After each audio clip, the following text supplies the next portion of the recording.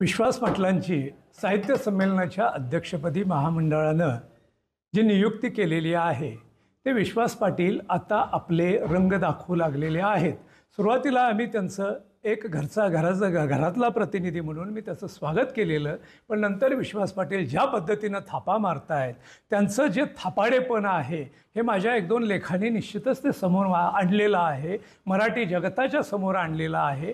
आणि आज हे एकदा साहित्य संमेलनाचे अध्यक्ष झाल्यानंतर ते आता हे कसं खोटं आहे हे दाखवू इच्छितात. तर माझं त्यांना जाहीर आव्हान आहे, तुमची झाडाझडती असेल, संभाजी असेल, हे संभाजी कादंबरीसारखी ही संपूर्ण छत्रपती घराण्याला बदनाम करणारी आहे आणि झाडाझडती ही शतकातली महाबोगस कादंबरी आहे, महाबोगस. आणि मी त्यांना जाहीर आव्हान देतो की कुठंही कार्यक्रम घ्या, कुठंही समोर या आणि त्या प्रत्येक कंटेंटवर माझी लढण्याची तयारी आहे. आणि यासाठी मी महामंडळाचा सुद्धा असल्या बोगस माणसाची नियुक्ती केली म्हणून मी महामंडळाचा जाहीर निषेध करतो. त्याचबरोबर तिथं त्याच्यासाठी जी लोक झटत होती हा अध्यक्ष झाला पाहिजे म्हणून, त्या सर्व प्रकरण त्याच्यामध्ये काही व्यवहार कुठल्याही पद्धतीचे असतील झाले का याची चौकशी झाली पाहिजे आणि ती रितसर झाली पाहिजे, चांगल्या लोकांच्या मार्गदर्शनाखाली झाली पाहिजे. ही माझी प्रांजळ मागणी आहे. संभाजी महाराजांच्या बद्दल वादग्रस्त वक्तव्य नक्की काय केलेलं आहे? संभाजी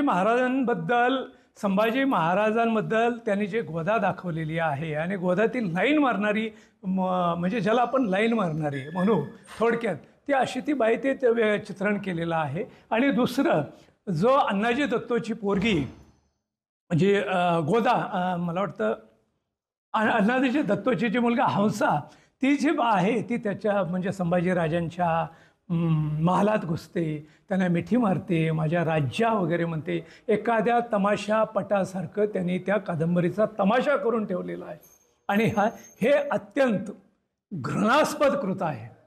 त्यांच्यावरती जातीवादाचे पण आरोप केले गेले आहेत, नक्की काय सांगा? तो जातीयवादी आहे, तो स्पष्टच झालेला आहे. त्यांनी स्वतः परवा एक स्टेटमेंट केलेलं आहे, कमी बुद्धीच्या लोकांच्या हाताखाली मी काम केलं. आता कमी बुद्धीचे लोक कोण? खालच्या वर्गातून आलेलेच आहेत आणि ते हेतुपुरस्सर वाक्य आहे, हेतुपुरस्सर कुठल्या तरी समाजातल्या घटकाला खुश करण्यासाठी ते आहे. कारण आता तो रिटायर झाला आहे. जोपर्यंत तुम्ही सत्तेवर होता तोपर्यंत तुम्ही ते स्टेटमेंट का आणलं नाही?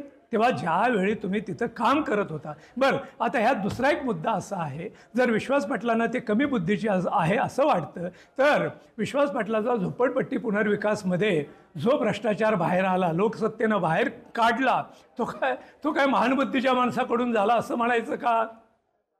तो महान बुद्धीच्या माणसाकडून झाला का? त्या कमी बुद्धीची माणसं परवडली, निदान ती स्वतःचा पगार घेऊन पाय उतार झाली. पण तुम्ही शेकडो फायली घेऊन तुम्ही घरी गेल्याचं त्यामुळे शाबित झालं. बरं, दुसरी गोष्ट, आज तुम्ही म्हणताय की आम्हाला 2 बोटाची मला कधी नोटीस देण्यात आली नाही. हे राज्य शासनाचं अपयश आहे. राज्य शासनानं ठरवावं आता ही 2 बोटाची नोटीस का दिली नाही. ही नोटीस न झालं म्हणजे तिथं व्यवहार होणं आलं. आज साध्या शिपायाला जरी 5-10 रुपये जरी करप्शनमध्ये अडकला तरी त्याच्या घरावर धाडी पडतात. यांच्या घरामध्ये इतकं प्रचंड त्या फायली नेल्याच्या रकाने मीडियानं समोर आणली, पण त्याचे कुठेही महाराष्ट्र शासनानं त्याची दखल घेतलेली नाही आहे. आणि महाराष्ट्र शासनानं कमिटी स्थापन केली. त्या कमिटीचा अहवाल काय आहे? आता काही ठिकाणी मी वाचलं की 33 फायलींचा दोषी धरण्यात आले. काय झालं त्या फायलींचं? सीताराम कुंटेंनी त्याच्या घराच्या 2 वेळा फायली बनवल्या, दोन्ही वेळच्या फायली गायब झाल्या. त्यांनी काल एक स्टेटमेंट केलंय की जर समजा माझ्यावरती आरोप सिद्ध झाले तर मी लेखणी सोडेन. त्यावर काय सांगा? आता ते स्टेटमेंट मला वाटतं असं आहे की ते चोरीचं आहे.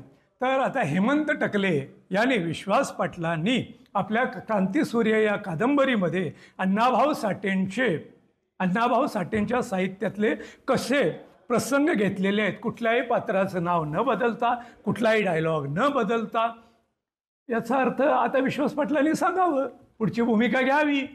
आणि दुसरं, माझा लेख जो होता तो फक्त म्हणजे पाटलांचा विश्वासघात हा लेख कशासाठी होता की विश्वास पाटील हे साहित्यात थापा मारतात, थापेखोर आहेत आणि त्यांचं साहित्य हे ते सांगतात. हा गिरणगावचा प्रश्न, हा धरणग्रस्तांचा प्रश्न, ही शिवशाही अशी पाहिजे होती, किंवा तो तसा पाहिजे होता, तसं काही नाही आहे.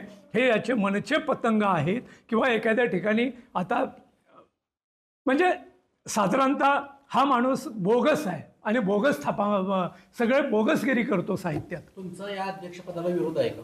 आत्ता माझा विरोध आहे. या संदर्भामध्ये तुम्ही काय असं मागणी करणार आहे का की त्यांच्या अध्यक्षपदावरून? आता हीच मागणी आहे ना, आता एवढी जाहीरपणे मागणी केली ना. जाहीर मागणी तुम्ही केली, मग शासनाकडे तुमची वस्तू शासनाच्या हातात ते नाही ना, हे महामंडळाकडे आहे. नियुक्ती महामंडळाने केली, शासनानं नव्हे. महामंडळाकडे मागणी करणार आहे. मागणी करता ही तुमच्या थ्रू गेलीच की, आणि मी पण पत्र पाठवेन त्यांना.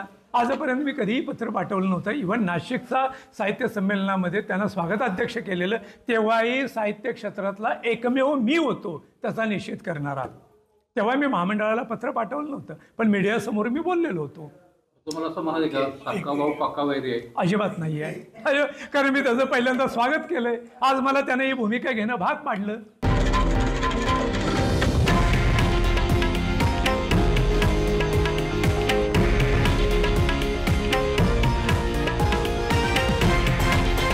हे आहे देशातील नंबर 1 न्यूज नेटवर्क आणि आपण पाहत आहात TV9 मराठी, एकमेव.